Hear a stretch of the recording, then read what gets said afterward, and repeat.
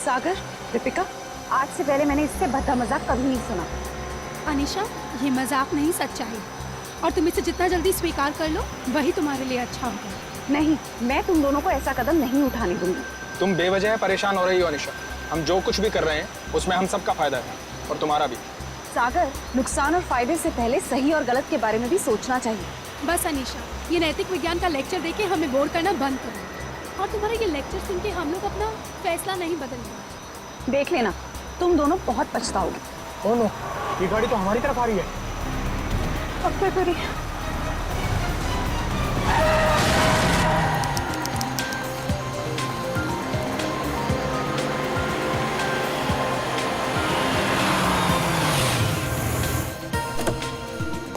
Hello sir. Hello. Hello ma'am. Sagar, क्या तुम मीर को अकेले ऊपर तक लेके जा पाओगे? पहले भी कई बार लेके गया हूँ। शराब पीने के बाद हमेशा ड्रामे करता है। ठीक है, तो मैं सोने जा रही हूँ, मुझे बहुत जोर की नींद आ रही है। अच्छा सुनो, सुबह जल्दी उठ के शादी में जाना है। Okay, good night. Good night. सुबह जल्दी मिलते हैं। सुनो, जल्दी आना, हमेशा की तरह लेट मत करना। ओके। सर, आपकी कुछ मदद करें? एक व्हील चेयर ले आओ। व्हीलचेयर की क्या जरूरत है सर? हम दोनों इन्हें ऊपर ले जाते हैं। आपका कमरा नंबर 303 है ना? जितना बोला उतना करो ना। माफ करें सर, अभी लाए।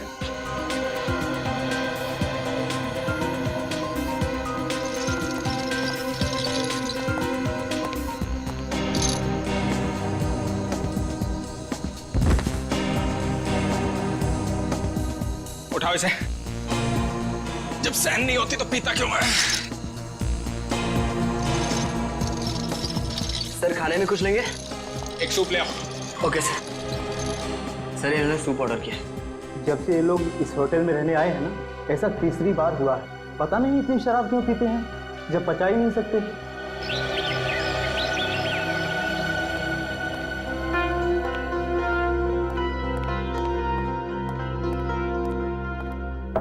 अगर साहब, मीर साहब, सर रूम सर्विस। साहब, क्या हुआ? दरवाजा नहीं खोल रहे? नहीं, देखना दोपहर हो गई है, लगता है इन्हें रूम की सफाई नहीं करवानी है। हो सकता है शायद सो रहे होंगे। सो रहे होंगे अब तक? हाँ, मैंने सुबह फ़ोन भी किया था नाश्ते के ऑर्डर के लिए, लेकिन उन्होंने फ़ोन नहीं उठाया। और आज तो उनको किसी शादी में भी जाना था सुबह। शादी में भी जाना था और अब तक सो भी रहे? मतलब जरूर कुछ गड़बड़ है। तुम यहीं रुको, मैं मैनेजर साहब को लेके आता हूँ। ठीक है। मैं दीपिका जी को। साहब, साहब, साहब, दरवाजा खोलिए। देखिए मैडम, दोनों में से कोई भी दरवाजा नहीं खोल रहा है। सागर, सागर, दरवाजा खोलो। मीर, दरवाजा खोलो। सागर, हमें चिंता हो रही है, दरवाजा खोलो। मैम, मिस्टर मीर का तो समझ में आ रहा है, लेकिन सागर जी, वो तो कल रात नशे में भी नहीं थे। मैं फोन करती हूँ। फोन भी नहीं उठा रहे। मैम, अगर आप इजाजत है तो मैं मास्टर की से दरवाजा खोल सकता हूँ। हाँ प्लीज।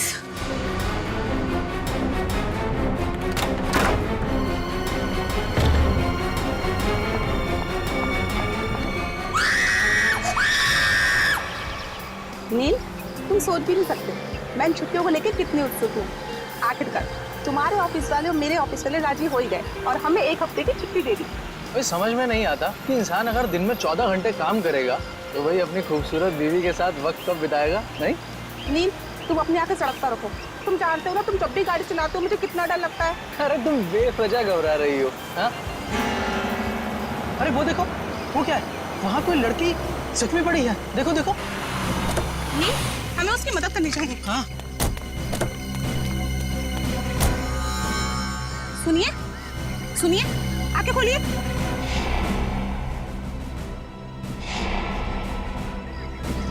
आप ठीक तो हैं? मैं पानी लेकर आता हूँ।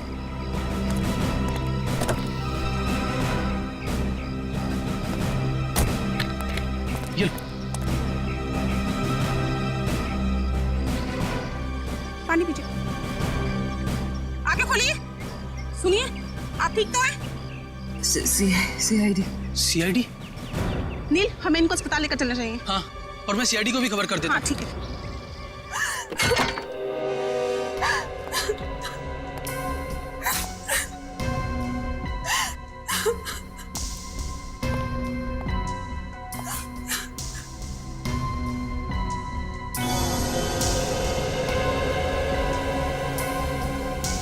एसी भी ऑन है और एक खिड़की भी खुली है। आप लोगों में से किसी ने यहाँ किसी चीज को हाथ तो नहीं लगाया? नहीं सर, मैंने बस नब्ज देखी और आपको फोन करके बुला लिया। मुझे तो यकीन ही नहीं हो रहा है कि सागर और मीर नहीं रहे। कल रात तक तो अच्छे भले थे दोनों। पटना से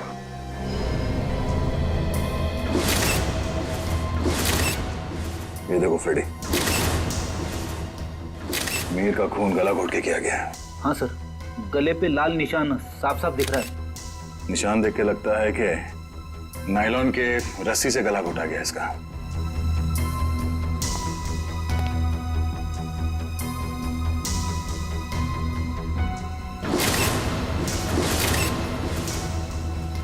कमाल है, सागर के शरीर पे कहीं भी चोट या जख्म का कोई निशान नहीं है। सर, हो सकता है कि सिर्फ मीर का खून हुआ हो और सागर अपने आप मर गया हो, दिल का दौरा पड़ने की वजह से या फिर और कोई बीमारी की वजह से। नहीं सर, सागर को ऐसी कोई बीमारी नहीं थी। आप चाहे तो मैं आपको उसकी मेडिकल रिपोर्ट दिखा सकती हूँ। मेडिकल रिपोर्ट तो हम देख ही लेंगे। वैसे आप है कौन? मैं दीपिका, सागर और मीर की चचेरी बहन। सर, हम लोग यहाँ शादी में आए थे। और ये शादी कब है? सर, आज सुबह ही थी। कल रात देर से सोने की वजह से सुबह मेरी आंख ही नहीं खुली। और रात को इन दोनों की मौत हो गई। आप लोगों में से आखिरी बार किसने देखा था इन्हें? सर, मैंने देखा था। कल मिस्टर मीर बहुत ज्यादा शराब पी लिए थे और होश में नहीं थे सर। तब मिस्टर सागर इन्हें होटल में लेकर आए थे, तब देखा था सर। क्या मीर अक्सर शराब पीता था? हाँ सर, मीर बहुत ज्यादा शराब पीता था और शराब इससे बर्दाश्त नहीं होती थी। उसके बाद किसी ने देखा इन्हें? हो सकता है कोई कमरे में आया हो रूम सर्विस के लिए या किसी और काम के लिए। हाँ सर, मैं आया था रूम में सूप लेकर। उस वक्त मीर साहब बिस्तर पर लेटे हुए थे और सागर साहब टीवी देख रहे थे। उस वक्त टाइम क्या हुआ था? करीब 12:30 बजे। 12:30 बजे, मतलब उसके बाद इस कमरे का दरवाजा खुला नहीं है। आप लोगों ने आधे घंटे पहले दूसरी चाबी से दरवाजा खोला, राइट? जी सर। इसका मतलब है कोई और आया था यहाँ इस कमरे में, कोई तीसरा आदमी, शायद इस खिड़की से। ये नामुमकिन है सर। हमारे सिक्योरिटी गार्ड हर वक्त नीचे पहरा देते रहते हैं, तो कोई खिड़की से कैसे आ सकता है? कोई गेस्ट आया था इनसे मिलने के लिए? नहीं। कोई गेस्ट अंदर नहीं आया, कोई खिड़की से अंदर नहीं आया। इसका मतलब है खून होटल के स्टाफ में से किसी ने किया है, ठीक उसी तरीके से। और शायद वो इस दरवाजे से ही अंदर आया, दूसरे चाबी से ये कमरे का दरवाजा खोला गया। सर, ये आप क्या कह रहे हैं सर? भला हम अपने कस्टमर का खून क्यों करेंगे? शायद लूटने के इरादे से। रेडी पंकज, कमरे की अच्छी तरह से तलाशी लो। सर, रात को 2 बजे तक तो कॉरिडोर में मैं फोन पे बात कर रहा था। मैंने तो किसी को इनके कमरे में आते हुए नहीं देखा। आपका कमरा कौन सा है? सर, वो 304।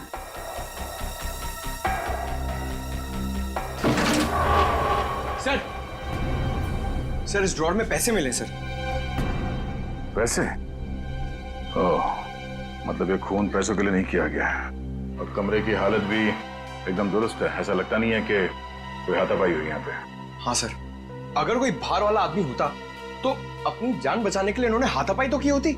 इसका मतलब ये है कि जो कोई भी था वो जान पहचान वाला ही था। क्यों दीपिका जी? सर, आप मुझ पे शक कर रहे हैं? नहीं नहीं, मैं तो सिर्फ कह रहा हूँ कि इस कमरे के अंदर क्या हुआ किसी को नहीं मालूम, एक पहेली है। सर, मोबाइल फोन मिला है। सर, ये तो सागर का फोन है। सागर का फोन और मीर का फोन मिला? नहीं। मीर का फोन? सर, पता नहीं कहाँ है। कोई बात नहीं, हम पता लगा लेंगे। बड़ी पंकज, आसपास दूसरे कमरों की भी तलाशी लो और यहाँ पे जितने उंगलियों के निशान मिलते हैं सब उठा लो। हेलो, हाँ, क्या? कहाँ पे? एक्सक्यूज मी, ये वार्ड नंबर 3 का है? उस तरफ। इस तरफ? आप लोग सीआईडी से हैं? जी हाँ, नील आप ही हैं? जी। आप ही ने हमारे सीनियर इंस्पेक्टर मिस्टर दया को फोन किया था, एक मरीज को हमारी जरूरत है। हाँ सर, वो एक लड़की है, वो मुझे और मेरी पत्नी को मरुआ रोड पे एक खाई के पास घायल अवस्था में मिली थी। घायल अवस्था में? जी हाँ सर, ऐसा लगता है जैसे किसी ने उन्हें जानबूझकर खाई में फेंक दिया था। उन्हें देख सकते हैं कहाँ है वो? हाँ, आइए सर। प्लीज। रेखा, ये लोग सीआईडी से हैं। अच्छा, ये बताइए कि इनके पास से आप लोगों को कुछ मिला क्या? जी सर। सर इनके पास से हमें ये लाइसेंस मिला है। और सर ये मोबाइल भी मिला है। अनीशा, सर हमने सोचा कि इनके घर वालों को फोन करके खबर कर दें, तो हमने इन्हीं के फोन से कुछ लोगों को फोन किया, लेकिन किसी ने भी फोन नहीं उठाया। किसी ने भी फोन नहीं उठाया? हाँ सर। दीपिका, सागर, मीर। अरे सर, ये तो वही लोग हैं। इन सबको फोन किया था तुमने? जी हाँ सर, इनके फोन लिस्ट में इनकी सबसे ज्यादा बात इन्हीं लोगों से हुई थी, इसलिए। ठीक है, इनकी जान बचाने का बहुत बहुत शुक्रिया। आप लोगों की जरूरत पड़ेगी तो हम आपको इन्फॉर्म करेंगे। फिलहाल आप लोग जा सकते हैं। Thank you. डॉक्टर साहब, अब इनकी तबीयत कैसी है? सर इन्हें मामूली चोटें लगी है, पर सदमे की वजह से ये बेहोश हो गई थी। अब ये ठीक है। इनसे बात तो कर सकते हैं ना? जी सर। अनीशा जी, अनीशा जी आंखें खोलिए। देखिए ये सीआईडी वाले आपसे कुछ बात करना चाहते हैं। देखिए अनीशा जी, आप घबराइए मत। आप ये बताइए कि आपके साथ क्या हुआ था, और ये दीपिका, मीर और सागर आपके लगते क्या हैं? वो मेरे चचेरे भाई बहन हैं, पर उन्होंने उसके साथ क्या किया? किसके साथ? मीर के साथ। देखिए अनीशा जी, मीर की मौत हो चुकी है और साथ ही साथ सागर की भी। क्या? हे भगवान, मुझे पहले ही लग रहा था जैसे कुछ गलत होने वाला है। अनीशा जी, आप क्या कहना चाहती हैं? प्लीज साफ साफ कहिए। हमारे एक रिश्तेदार की शादी होने वाली थी। कल रात हम चारों उसी के संगीत के फंक्शन से वापस लौट रहे थे, तभी मरुआ रोड पे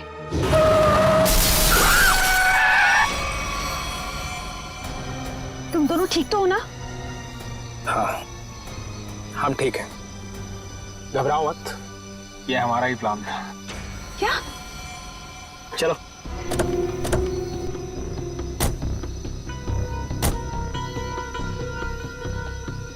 मीर का मोबाइल फोन रास्ते में कहीं फेंक देना, और ध्यान रहे जब तक हमें हमारा पैसा ना मिल जाए मीर बेहोश ही रहना चाहिए। ये लो नया सिम कार्ड। मीर के परिवार वालों से फिरौती की मांग इसी नंबर से करनी है। और हाँ, हमें फोन मत करना, वक्त आने पर हम लोग खुद कांटेक्ट करेंगे। नहीं, मैं तुम दोनों को ऐसा कुछ नहीं करने दूंगी।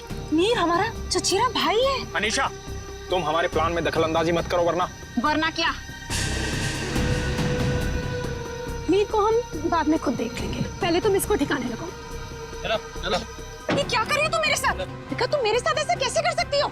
दीपिका और सागर पैसों के लिए कुछ भी कर सकते हैं। छोड़ो मुझे। ओह, तो मतलब दीपिका और सागर अपने चचेरे भाई मीर को अगवा करना चाहते थे?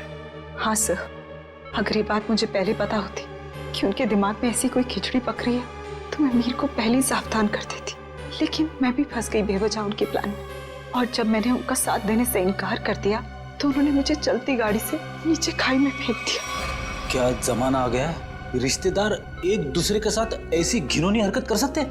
वो तो अच्छा हुआ वहाँ एक पेड़ की वजह से मैं खाई में नीचे गिरते गिरते बच गई, वरना मैं भी मीर के साथ मारी जाती। मगर सागर की मौत कैसे हुई? इसी का पता हम भी लगा रहे हैं। सर, लगता है दीपिका इस पूरे जुर्म में मिली हुई है। उसी ने होटल के कमरे में जाके दोनों को मार दिया। वही तो, तभी तो उसने हमें अनीशा जी के बारे में भी नहीं बताया। लेकिन वो मीर को मारेंगे क्यों? वो तो सिर्फ उससे पैसे चाहते थे। तभी तो वहां पे उन्होंने कुछ गुंडों को भी बुलाया था, जिससे कि मीर को पता ना चल पाए कि उसे अगवा किया किसने। हो सकता है सागर और दीपिका के बीच में पैसे के बंटवारे को लेके लड़ाई झगड़ा हो, और इसीलिए वो लोग अपने प्लान में कामयाब नहीं हो सके। हेलो पंकज, हमें शक है कि मीर और सागर के खून में दीपिका का हाथ है। एक काम करो, उसे जल्द से जल्द अरेस्ट कर लो। क्या? दीपिका भाग गई? ठीक है। दीपिका होटल से भाग गई? हाँ फ्रेडी, दीपिका भाग गई। अनीशा जी, इस केस को सॉल्व करने में हमें आपकी मदद चाहिए। जरूर सर, मैं आपकी मदद करने के लिए तैयार हूँ। क्या बात है डॉक्टर साहब, बड़ी मेहनत हो रही है। आपकी डॉक्टर तारिका, वो तो चली गई छुट्टी लेकर के, और दो लाशों का बोझ मेरे कंधों पर। अरे सर, तारिका जी को थोड़ी ना मालूम था कि ऐसा केस आने वाला है, और वैसे भी उन्होंने पहले से आपसे छुट्टी ली थी और सारी टिकट वगैरह पहले से ही बुक हो चुकी थी। हाँ सर, अभिजीत ने खुद लाइन में लगकर टिकट की बुकिंग करवाई थी तारिका जी के लिए। हाँ है ना? अरे यार, ये राज की बातें तो सबके सामने हाँ साळुंखे, अब तक तो तूने मेरे होनर ऑफिसर्स को बता ही दिया होगा कि मौत हुई कैसे। बस आपके ये होनहार ऑफिसर, इन्हें किसी और चीज से फुर्सत मिले तो लाश की बात करें ना। देखिए सर, हम लोग यहाँ सिर्फ लाश की बातें ही करने आए हैं। Oh really? जी बताइए बताइए। बस इस मीर की मौत हुई है गला दबाने की वजह से। किसी ने बहुत ही होशियारी के साथ इसकी जैगुलर वेन को दबा दिया और तोड़ दिया, और ये काम किसी एक्सपर्ट का है। वो अच्छी तरह से जानता है कि गले के कौन से हिस्से को दबाने से जल्दी से मौत हो जाएगी। मीर ने शराब भी पी रखी थी ना? शराब भी पी रखी थी, और मीर के खून में मुझे एक ड्रग मिली, डोडीन नाम की ड्रग, जो इंसान को बहुत गहरी नींद में सुला देती है। जब इस मीर का खून हो रहा होगा ना, इसे पता भी नहीं चला होगा। ये मीर होटल जाने से पहले संगीत के फंक्शन में गया था, शायद वहीं किसी ने इसे ये ड्रग दी होगी। नहीं, मीर की मौत हुई कब? मीर की मौत हुई है लगभग 16 घंटे पहले। 16 घंटे पहले? मतलब जब सागर मीर को व्हील चेयर के ऊपर बिठाकर होटल के अंदर ले जा रहा था, तब तक ये मीर मर चुका था? बिल्कुल दया। इनफैक्ट सागर मीर को नहीं, मीर की लाश को कमरे में ले जा रहा था। तो फिर सागर की मौत कब हुई? सागर की मौत हुई है मीर की मौत के ठीक 12 घंटे के बाद, और सागर की बॉडी पर कहीं किसी किस्म की चोट के निशान नहीं है। तो फिर इसकी मौत हुई कैसे साळुंखे? इसकी मौत हुई है सफोकेशन की वजह से। किसी वजह से इसका दम घुट गया, ऑक्सीजन ने इसके फेफड़ों में जाना बंद कर दिया, और इसी वजह से सागर की मौत हो गई। पर सर, सागर का दम घुटा कैसे? ये पता लगाना भी बाकी है, लेकिन हाँ, फिलहाल मैं आप लोगों को एक बहुत अहम सुराग दे सकता हूँ। क्या क्या सुराग? एक मिनट।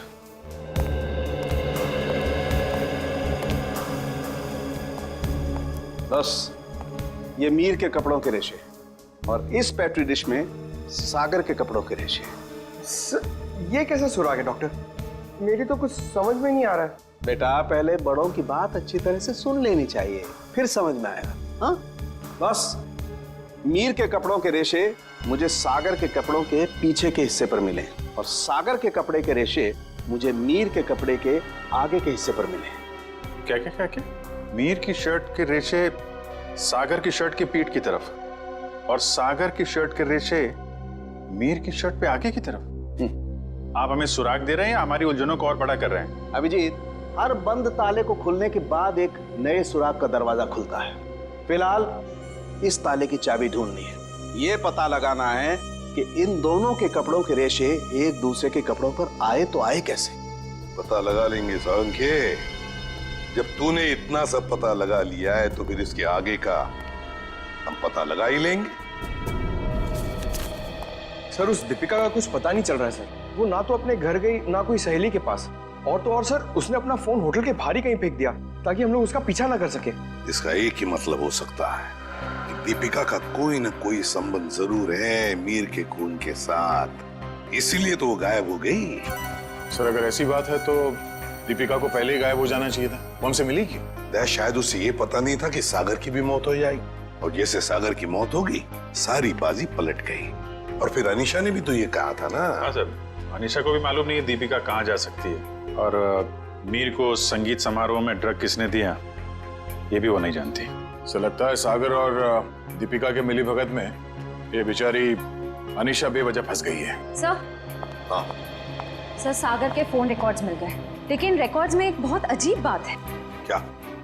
सर, यही कि कल रात से लेकर आज सुबह 6 बजे तक सागर को मीर के नंबर से कॉल्स आए हैं। मीर? ये कैसे हो सकता है सर? मीर तो मर चुका है, फिर उसका नंबर कौन यूज कर रहा है? सीधी बात है, अगर मीर मर चुका है तो फिर उसका फोन कौन इस्तेमाल कर सकता है? वो खून ही इस्तेमाल कर सकता है ना सागर को फोन करने के लिए। तभी मीर का फोन मिला नहीं हमें होटल के कमरे में से। शायद ये फोन दीपिका के पास ही है सर। ये देखो, सागर की मौत के कुछ ही मिनट पहले उसे एक अनजान नंबर से फोन आया था। अनजान नंबर से। अनजान नंबर? सर, फिर तो सागर की मौत का और इस अनजान नंबर वाले का कुछ ना कुछ संबंध तो है। पता लगाना पड़ेगा इन दोनों फोन्स के बारे में, मीर का फोन नंबर और फिर इस अनजान नंबर के बारे में।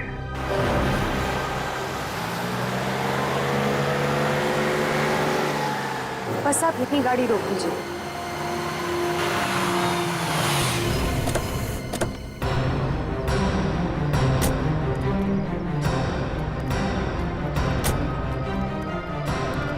हाँ निशा, क्या ये वही जगह है? हाँ सर, ये वही जगह है जहाँ गुंडों ने हमारी गाड़ी रोकी थी और फिर मुझे दूसरी गाड़ी में डाल दिया खाई में फेंकने के लिए। और दीपिका और सागर उस दिशा में चले गए थे। दीपिका और सागर उस दिशा में चले गए? जी सर। लेकिन एक बात बताओ निशा, तुम्हें पूरा यकीन है कि ये वही जगह है, वही सड़क है? रात का समय था, हो सकता है तुम कुछ भूल कर रही हो। नहीं सर, मुझे पूरा यकीन है ये वही जगह है।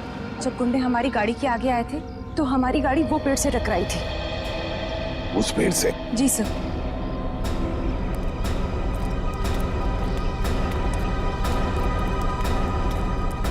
सर, यहाँ पे गाड़ी के टायर के निशान भी हैं। हाँ, जैसे ब्रेक लगा है। और सर, हाँ, यहाँ पे दूसरी गाड़ी भी थी, उसके टायर के भी निशान है यहाँ पे। हाँ, है तो सही, दूसरी गाड़ी के ही निशान है।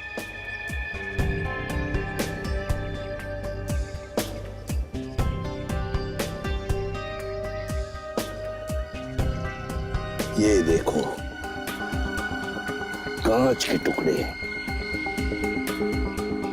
कांच के टुकड़े। सर शायद मीर और दीपिका की गाड़ी के होंगे। हाँ, हो सकता है। लेकिन सर, उनकी गाड़ी जब होटल में आई थी तो सही सलामत थी। वही तो फ्रेडी, वही तो। जब उनकी गाड़ी होटल में आई थी तो बिल्कुल सही सलामत थी।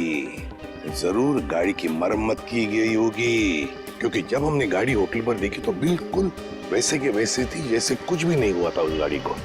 ये कुछ और ही चक्कर है।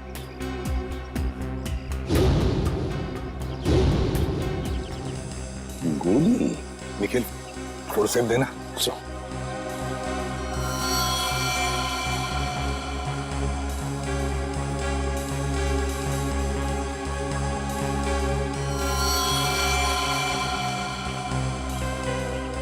गोली चली है यहाँ पर।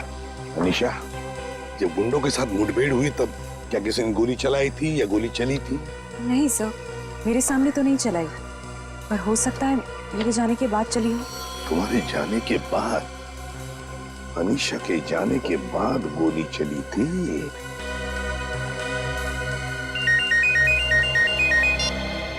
आ गया। अच्छा, सागर को मिहिर के फोन से जो फोन आया था वो कहां से आया था उसका पता चल गया है? हम जहां पर खड़े वहां से 15 किलोमीटर दूरी पर है, कोई ढाबा है। एक काम करो, डिटेल लोकेशन का एमएमएस भेज देना या एसएमएस भेज देना, ठीक है? Great work. सिस्टर, आप अनीशा को हॉस्पिटल ले जाना। निखिल, फोन करके दूसरी गाड़ी का इंतजाम करो।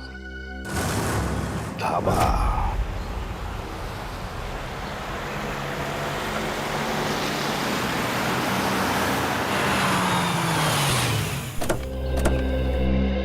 ये है वो प्रकाश ढाबा, यहां से किया गया था सागर को फोन। आइए आइए साहब, क्या खिलाऊं आपको? दाल मखनी, कढ़ाई पनीर या फिर सरसों का साग?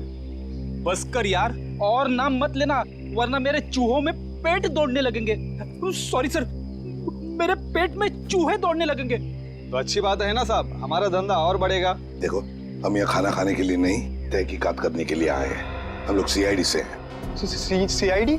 तू चुप रहे छोटू। साहब, हुआ क्या है? हमने तो कुछ नहीं किया। हाँ, वो तो पता लगा ही लेंगे। खैर, पहले ये बताओ, 14 तारीख की रात को क्या तुम्हारे यहाँ एक कस्टमर आया था जो रात भर तुम्हारे इस ढाबे पर ही था? रात भर? हाँ, रात भर 10 बजे से लेकर 6 बजे तक। क्या वो रात भर फोन पे ही बात कर रहा था? साहब, ढाबे पे तो नहीं था, पर हाँ, सड़क के उस पार एक गाड़ी खड़ी थी जिसके अंदर एक आदमी बैठा था और वो किसी से फोन पे बात कर रहा था। तो क्या तुमने उसे अच्छी तरह से देखा? नहीं साहब, अंधेरा था, इसके लिए चेहरा नहीं देख पाया। अच्छा, क्या वो अकेली गाड़ी में था या उसके साथ कोई और भी था?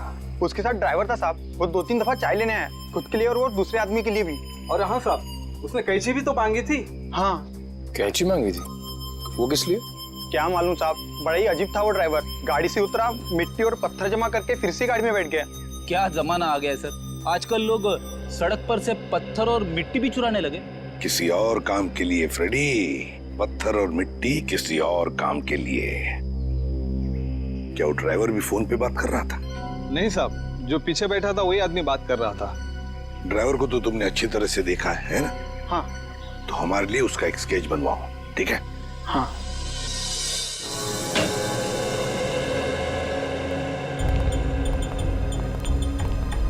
ये है वो उलझी हुई पहली डॉट साहब। मीर की लाश यहाँ पड़ी थी, सागर की वहाँ। मीर की मौत 7:30 बजे हुई थी और सागर की उसके 12 घंटे के बाद, है ना? और मीर की मौत की वजह है नायलॉन की रस्सी से गला दबाना, सागर की मौत की वजह है दम घुटना। पर अभिजीत, कमरे में कोई तीसरा आदमी था नहीं, क्योंकि कमरे का दरवाजा अंदर से बंद था। सर, इस केस में सबसे अजीब बात तो यह है कि सागर ने मीर की लाश के साथ 12 घंटे क्यों गुजारे? और सर, मीर का खून सागर ने किया होता तो वो लाश को वापस होटल में लाने का खतरा क्यों उठाता?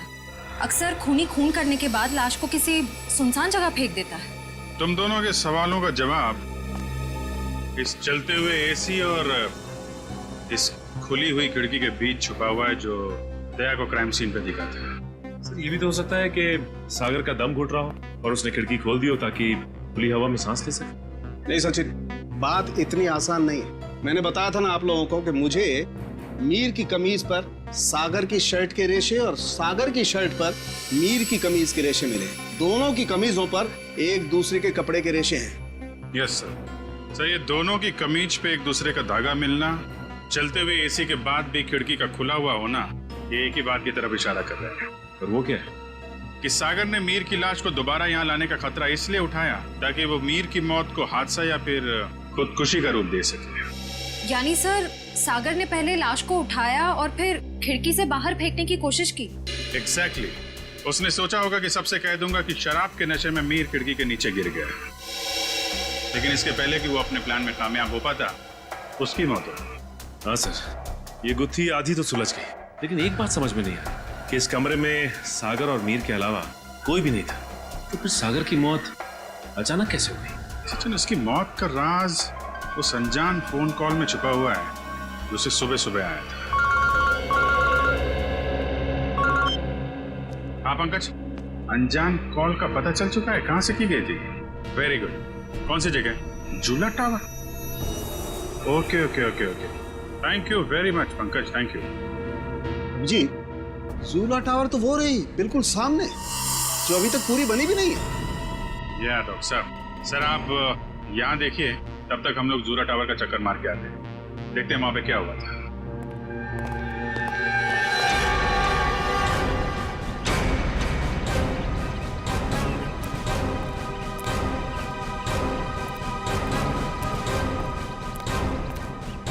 साहब, कौन है आप लोग? कहाँ जा रहे हैं? सीआईडी से हम लोग, हमारी ससुराल वाले। सीआईडी? कुछ हुआ है क्या साहब? क्या बात है साहब?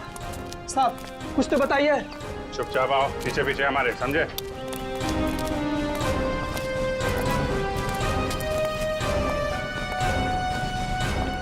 ये देखो, यहाँ से कमरा नंबर 303 बिल्कुल साफ साफ दिख रहा है।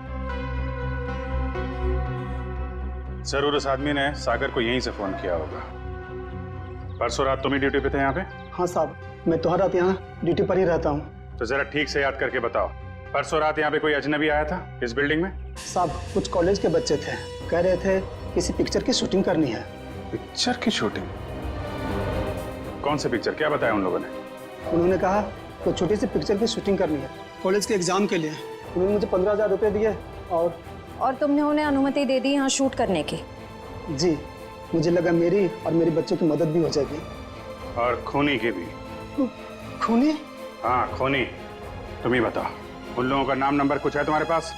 नहीं साहब। अच्छा ये बताओ कि वो बच्चे आए कैसे? साहब, वो लोग नीले रंग की गाड़ी में आए थे। नीली गाड़ी? गाड़ी का नंबर क्या? गाड़ी का नंबर याद नहीं, बहुत अंधेरा था। अच्छी चौकीदारी कर रहे हो। उनका नाम पता तक नहीं लिया तुमने, सिर्फ गाड़ी का रंग याद है बस। गलती हो गई साहब। पर हाँ साहब, एक बात है जो शायद आपको कुछ काम आ जाए। क्या बात? साहब, वो लोग उस कैमरे की बात कर रहे थे जो आपने साथ लेकर के आए थे। कह रहे थे महंगा है, संभाल के रखना, भाड़ा देना है। भाड़े का कैमरा? सर श्रेया और पंकज लगे हुए हैं कि स्टूडेंट्स ने फिल्म का कैमरा कहां से किराए पे लिया था। गुड। और दया, ड्राइवर का स्केच बन गया? हाँ सर, वो स्केच हमने सभी एम्प्लॉयमेंट एजेंसी में भेज दी है। बहुत जल्द उसकी पहचान हमारे सामने होगी। तू यहाँ? हाँ यार, लैब में बैठा बैठा बोर हो रहा था। मैंने सोचा आप लोगों के साथ ब्यूरो में चल के चाय पी लेता हूँ। अरे चाय तो हम आपको जरूर पिलाएंगे डॉक्टर साहब, लेकिन ऐसा कौन सा सबूत हाथ लग गया है जो आप भागे भागे यहाँ चले आए? सुराग हाथ में तो नहीं लगा है अभिजीत, लेकिन लगने वाला है। ये देखो, ये चार्ट देख रहे हो? ये तो कोई कैलकुलेशन चार्ट लगता है। किस चीज का चार्ट है ये? बॉस, ये मीर और सागर की मौत का कैलकुलेशन चार्ट है। अगर मेरी कैलकुलेशन सही निकल गई ना, तो इस सागर के दम घुटने का राज यूं पता चल जाएगा, यूं। सर आइए। सर ये मिस्टर सोहन है। उन कॉलेज स्टूडेंट्स को कैमरा किराए पे इन्होंने ही दिया था। कौन से कॉलेज के स्टूडेंट्स थे वो? Sir QR institute of medical science and research centre. ये मेडिकल कॉलेज के बच्चों को फिल्म मेकिंग में कहां से इंटरेस्ट होने लगा? कितने लोग आए थे? सर 4 स्टूडेंट्स थे। 4 लोग? तो उनमें से किसी ने तो अपना नाम बताया होगा। हाँ सर, एक लड़के ने अपना नाम और नंबर दिया था। क्या नाम है उसका? सुनील। सर नंबर बंद आ रहा है उसका, रास्ते भर ट्राई कर रहा था मैं। जरूर इस मेडिकल स्टूडेंट में से कोई है जो इन दोनों पर नजर रख रहा था, मीर और सागर पर। हाँ सर, और सुबह जिस प्राइवेट नंबर से सागर को फोन आया था वो भी इनमें से किसी ने किया होगा। बस इस मेडिकल कॉलेज में जाकर इन स्टूडेंट्स से मिलो, जरूर कोई ना कोई सुराग तो मिलेगा ही मिलेगा। हेलो, ड्राइवर का पता चल गया? कहाँ रहता है वो?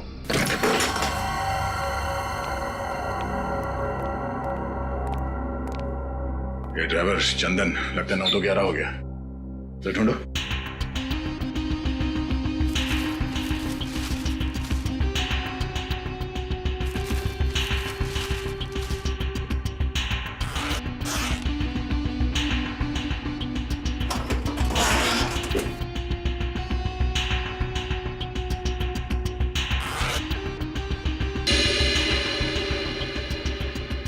पंकज, पैसों का बैग तो यहीं पे है। पैसों का बैग, इसका मतलब वो शहर छोड़ के भागा नहीं है। पैसे लेने जरूर वापस आएगा। अरे भाई साहब, जी साहब इधर आना। जी साहब। अरे ये चंदन कहाँ गया, कुछ पता है क्या? गाड़ी तो यही है, यही कहीं होगा। ठीक है, आप जाइए।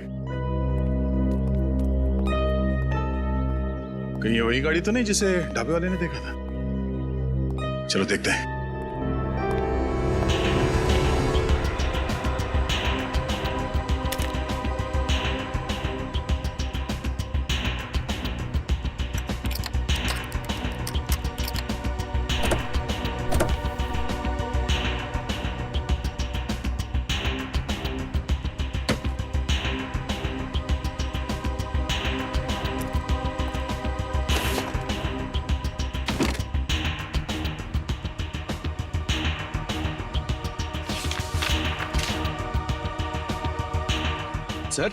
सर ये गाड़ी दीपिका की है।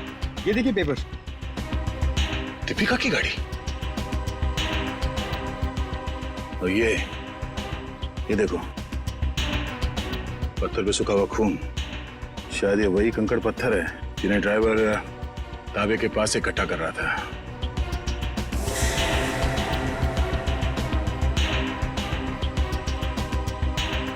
और ये कैंची भी किस चीज के लिए इस्तेमाल किया होगा उसने? सर मुझे तो कुछ समझ में ही नहीं आ रहा है। गाड़ी का ड्राइवर भी गायब है, ये पत्थर, कैंची, इन सब चीजों का क्या संबंध है सर? पंकज, वो भी पता चल जाएगा कि जो कोई भी इस गाड़ी के पिछले सीट में बैठा था वही पूरी रात मीर के फोन के जरिए सागर से बात कर रहा था। और अब ये सूखा हुआ खून बहुत जल्द हमें उसकी असली पहचान बता देगा। करण, तू 2 दिन से क्लास क्यों नहीं आ रहा? प्रोफेसर अमन बहुत नाराज हो रहे थे। क्या करूं यार, बुखार उतर ही नहीं रहा। लगता है मुझे फ्लू हो गया। बुखार? इसका माथा तो बिल्कुल ठंडा है। सर, तुम चारों ने अपने आप को बहुत बड़ी मुसीबत में डाल लिया है। कैसी मुसीबत सर? का जवाब मैं नहीं, सीआईडी देगी। सीआईडी? बिरजू, आप सब लोग यहाँ? बहुत बड़ी भूल हुई जो तुम लोग को शूटिंग करने दी। सीआईडी के चक्कर में फंस गया मैं। लेकिन सीआईडी क्यों? शूटिंग करना कोई गैर कानूनी काम थोड़ी है। शूटिंग करना गैर कानूनी नहीं है, लेकिन खूनी की मदद करना गैर कानूनी है और इसके लिए तुम सबको जेल हो सकती है, समझे? सर खून? हमने किसी खूनी की मदद नहीं की सर। जिस वक्त तुम लोग बिल्डिंग में शूटिंग कर रहे थे उसी वक्त बिल्डिंग के सामने वाले होटल रॉयल मून में एक जुर्म को अंजाम दिया जा रहा था और इस काम में तुम में से किसी ने खूनी की मदद की है। नहीं सर, हम ऐसा क्यों करेंगे? हम स्टूडेंट्स हैं, हम डॉक्टरी की पढ़ाई कर रहे हैं और ऐसा कुछ करके हम हमारा भविष्य अंधकार में क्यों डालेंगे? इसका पता तो अभी चल जाएगा। अच्छा ये बताओ कि जिस वक्त शूटिंग चल रही थी तुम में से कोई कुछ वक्त के लिए बाहर गया था क्या? हाँ सर, करण गया था ऊपर वाले फ्लोर पे अपने डायलॉग याद करने के लिए। यार अंकित, मुझे क्यों फंसा रहा है? यार मैं तुझे फंसा नहीं रहा हूँ, सिर्फ सच बता रहा हूँ। तो अपना हैंडी कैम भी लेकर गया था अपना परफॉर्मेंस रिकॉर्ड करने के लिए। हाँ सर, हैंडीकैम लेकर गया था, लेकिन जब वो वापस आया उसमें कोई वीडियो नहीं था। यार वो गलती से डिलीट हो गया था। देखो करण, झूठ मत बोलो, क्योंकि एक झूठ को छुपाने के लिए तुम 100 झूठ बोलोगे, लेकिन ये तुम सीआईडी के सामने नहीं कर सकते, समझे? इसलिए तुम्हारी भलाई इसी में है कि सब कुछ सच सच बताओ। बोलो। ये ठीक कह रहे हैं, जो कुछ भी हुआ है करण सच सच बता दो। सर मुझे डर था कि मेरी अटेंडेंस कम होने की वजह से मैं एग्जाम में फेल हो जाऊंगा। तभी अचानक मुझे किसी ने एक दिन चिट्ठी भेजी और साथ में एक सिम कार्ड भी। उस चिट्ठी में लिखा था कि उस होटल के कमरे में जो भी कुछ हो रहा है उसकी लाइव फीड रिकॉर्ड करके मैं उसे दूं और साथ में उसे फोन भी करूं, तो वो मुझे फेल होने से बचा लेगा। तो सर मैंने वैसा ही किया। मतलब अगर तुम उस जुर्म का आंखों देखा हाल भेजते और उस आदमी को यानी कि सागर को फोन करते तो तुम परीक्षा में पास हो जाते। जी सर। तुम्हारे साथ बहुत गलत हुआ है, किसी ने तुम्हारे साथ गंदा मजाक किया है और तुम उसके बहकावे में आ गए। वो खत जिसने लिखा था वो तो बच नहीं पाएगा। वैसे इस लेटर में और क्या लिखा था? उस चिट्ठी में लिखा था कि जैसे ही सागर उस आदमी को खिड़की तक लाए तो मैं सागर को फोन करूं और 5 बार घंटी बजते ही मैं वहां से चला जाऊं। तुम ऐसा कैसे कर सकते हो करण? पास होने के लिए तुम किसी की खून करने में मदद करो? शर्मनाक है ये, शर्मनाक। यार मैं इस बात के लिए पहले से ही शर्मिंदा हूँ। तुम्हें इस बात की शर्मिंदगी होनी भी चाहिए, समझे? अच्छा फिर फोन करने के बाद क्या हुआ? सागर ने मेरा फोन उठाया नहीं, बस वो अचानक वहीं खड़ा रहा। मैंने फोन किया, 5 बार घंटी बजी, उसके बाद फोन काटकर मैं वहां से चला गया। ठीक है, देखो ये सारी बात हम लोगों के बीच में ही रहे, क्योंकि मैं नहीं चाहता कि अगर खूनी हमारे आसपास है तो उसे इस बात की भनक भी लगे। मैं समझ सकता हूँ सर। और करण तुम्हें हमारे साथ चलना होगा होटल रॉयल मून में जहाँ क्राइम हुआ है। करण अब बताओ, सागर और मीर एग्जैक्टली कहाँ पे खड़े हुए थे? यहाँ पर सर। मीर सागर के कंधों पर झूल रहा था। और तुमने सुबह 6 बजे के करीब उनको फोन किया? जी सर। करण ये समझो कि तुम सागर हो और इंस्पेक्टर सचिन मीर है। ठीक से याद करके बताओ कि सागर ने मीर को कैसे उठा रखा? आप अपनी बाजू यहाँ पर रखिए। यस सर, और अपनी मुट्ठी बंद कर लीजिए। लो, बंद किया? जी। ओह, तो इसका मतलब मीर के हाथ सागर के कंधों पे नहीं बल्कि गर्दन के पास थे। जी सर। इस तरह से? जी। और फिर तुम्हारे फोन करने के बाद क्या हुआ? मुझे कहा गया था कि फोन का रिंग 5 बार बजने के बाद तुम वहां से चले जाना। फोन तो बजा पर फोन सागर ने उठाया नहीं। उठाता कैसे भैया? उस वक्त तो मीर सागर का खून कर रहा था। मीर सागर का खून कर रहा था? सर ये कैसे मुमकिन है? मीर तो खुद एक लाश था। तो तुमसे किसने कहा श्रेया की लाश खून नहीं कर सकती? सालुंके साहब, आप भी फ्रेडी की तरह। 1 मिनट सचिन, मैं कोई आत्मा की बात नहीं कर रहा हूँ, मैं साइंस की बात कर रहा हूँ। मैं रिगर मोर्टिस की बात कर रहा हूँ। याद है अभिजीत, कुछ सालों पहले भी ऐसा ही केस हुआ था। तुम पूछना अपने एसीपी साहब से, उस केस में एक लाश ने एक आदमी को गोली मारी थी।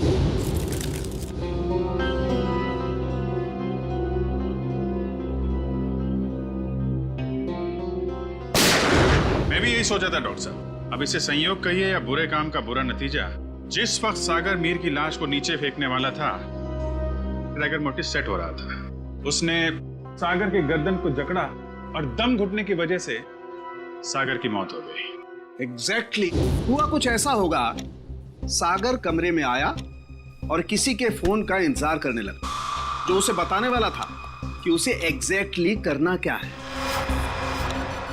फोन आने के बाद सागर ने मीर को बिस्तर से उठाया और उसे खिड़की की तरफ लेके गया ताकि मीर को हत्या या आत्महत्या बनाया जा सके। लेकिन एक बात है अभिजीत, मुझे नहीं लगता है कि ये कोई संयोग था या कोई बुरे काम का बुरा नतीजा था, बल्कि मुझे लगता है सागर को फोन ठीक उसी वक्त जानबूझकर किया गया जब मीर के हाथों में राइगर मोर्टिस सेट हो रहा हो और मीर का हाथ सागर की गर्दन दबा सके। आपकी बात में दम है सालों के साथ, वरना सागर के पास तो पूरी रात थी इस जुर्म को अंजाम देने के लिए। उसने सुबह तक इंतजार किया ही क्यों? क्योंकि वो चाहता था कि मीर के साथ साथ सागर का भी टिकट कट जाए और उस तक पहुंचने के सारे रास्ते बंद हो जाएं। कानून उस तक पहुंच ही ना पाए। मगर सालुनके साहब, खूनी ना तो यहाँ पे था और ना ही खूनी उस बिल्डिंग में था, तो फिर खूनी को ये कैसे पता चला कि मीर का शरीर कब पकड़ने वाला है और सागर उसे कब उठाने वाला है? करण के फोन के जरिए। मगर सर, सागर ने मेरा फोन तो उठाया ही नहीं। 5 बार रिंग बजी और मैं वहां से भाग गया। मैं भी बताता हूँ। श्रेया, जरा सागर के फोन पे कॉल करना। सर।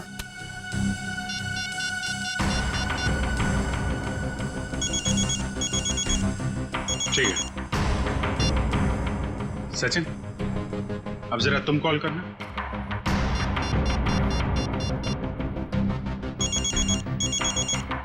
ठीक है। करण, अब तुम अपने फोन से सागर को कॉल करो।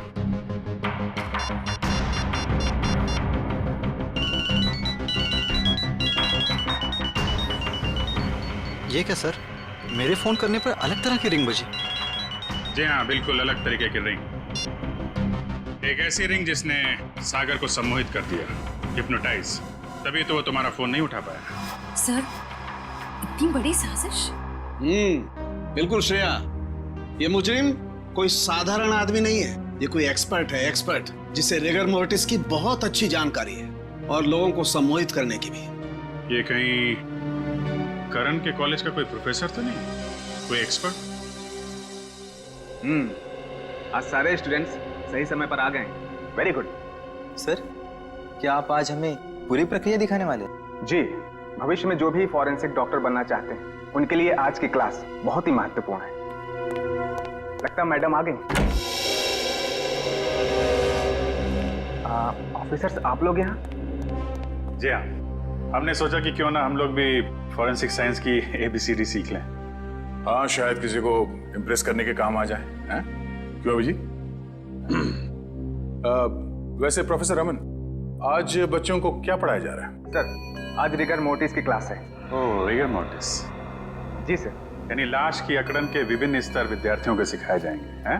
जी सर, इसलिए हमने खास तौर पर इस विषय के विशेषज्ञ को बुलाया है। अच्छा, कौन है ये विशेषज्ञ, ये एक्सपर्ट?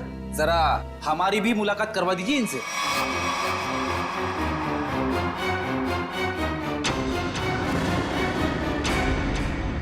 अरे फ्रेडी, विशेषज्ञ को नहीं पहचाना तुमने? हैं?